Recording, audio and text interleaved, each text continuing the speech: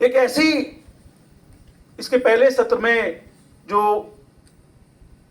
कहा गया था घोटुल, धुमकुड़िया और उनके बारे में, जो एक बहुत संकीर्ण दृष्टि हमारे समाज में मौजूद है। आदिवासी औरतों के लिए फिल्म, मैडम ने बताया भी था, फिल्मों में किस रूप में लिया जाता है, लेकिन साहित्य और पुराण की भी बात होती है। कथित हमारे जो पुराने धर्म ग्रंथ है उनमें किस रूप में बखान किया गया है, अभी वो परंपरा थोड़ी देर पहले हमको बताई गई थी। मैडम कहती है कि वो परंपरा तोड़ने की जरूरत है, उस दृष्टि से देखने की जरूरत अब नहीं है। अगर आदिवासियों को देखने की आवश्यकता है तो उनकी अपनी दृष्टि से देखने की जरूरत है। तो बिरसा की बेटियां हैं। एक और पीढ़ी की बात करें जिसमें अब नवीन नई पीढ़ी है, जसिंता केरकट्टा है, अनुज लुगुन है, और अभी पार्वती तिर्की को एक साहित्य अकादमी पुरस्कार मिला है। इन पीढ़ियों के उस अंतराल को भी देखिए तो आप देखेंगे कि बिरसा की चेतना या बिरसा चेतना से साहित्य और अधिक गहराई से जुड़ रहा है।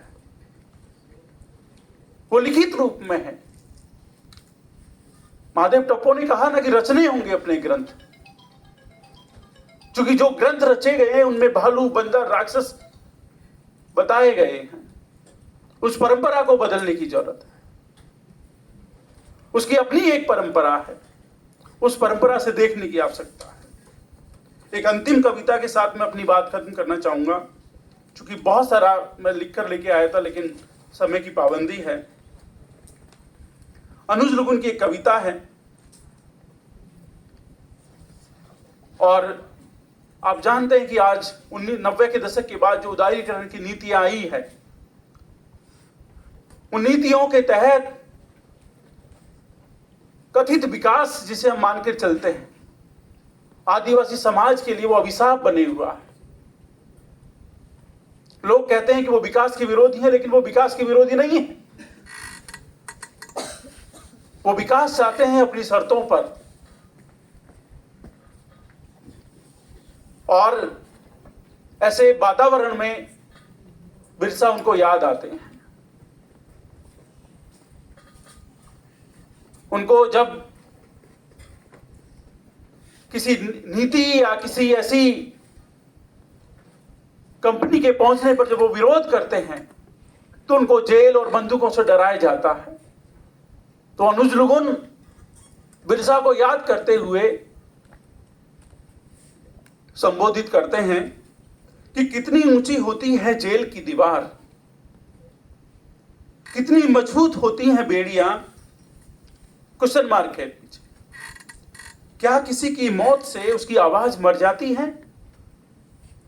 बिरसा मुंडा भी कैद था जेल की सलाखों के पीछे, उसकी मौत भी वहीं हुई, लेकिन क्या उसकी आवाज को कोई मार पाया?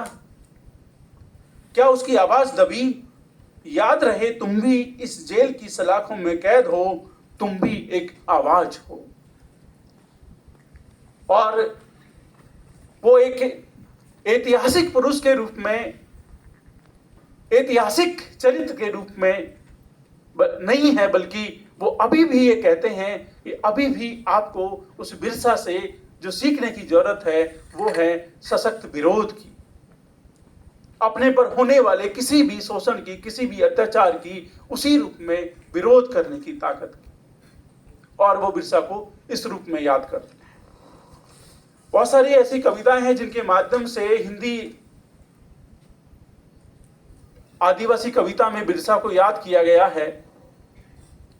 और मैं कम से कम नए शोधार्थियों से ये कहूंगा कि वो जब आदिवासी साहित्य विमर्श पे काम करे तो वो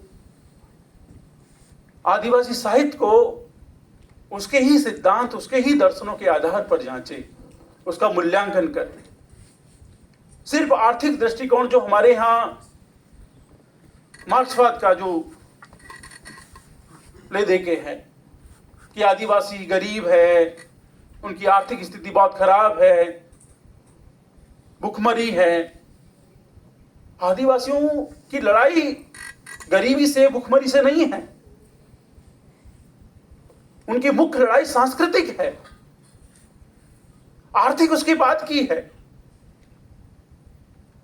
पहले वो अपनी संस्कृति को, अपने भाषा को, अपने साहित्य को बचाना चाहते हैं, उसी से उसकी पहचान है, और पहचान है तो फिर वो अन्य दूसरे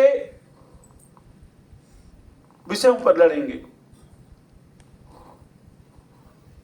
डॉक्टर गंगा साहिब मीना जी का धन्यवाद कि मुझे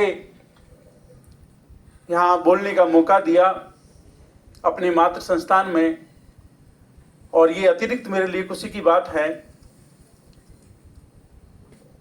कि यहाँ पर इतने सारे वक्ताओं को सुनने का मौका मिलेगा जो वास्तव में क्षेत्र में, उस आदिवासी क्षेत्र में रहकर, जमीन पर रहकर काम कर रहे हैं। आप सबने मुझे धैर्य से सुना, आप सबका हार्दिक धन्यवाद। बहुत बहुत धन्यवाद राजकुमार जी। आपके पास इतनी सामग्री थी कि आपको 3 घंटे भी सुना जा सकता था, हमें मालूम है, और आप इस विषय के विशेषज्ञ हैं। बहुत बहुत धन्यवाद। अब अगले वक्ता के रूप में प्रोफेसर स्नेहलता नेगी, ये दिल्ली विश्वविद्यालय के हिंदी विभाग में प्रोफेसर हैं, और इनकी विशेषज्ञता आदिवासी साहित्य और स्त्रियां ये है। आज इनके पर्चे का विषय है औपनिवेशिक मानसिकता से मुक्ति की संकल्पना और बिरसा मुंडा।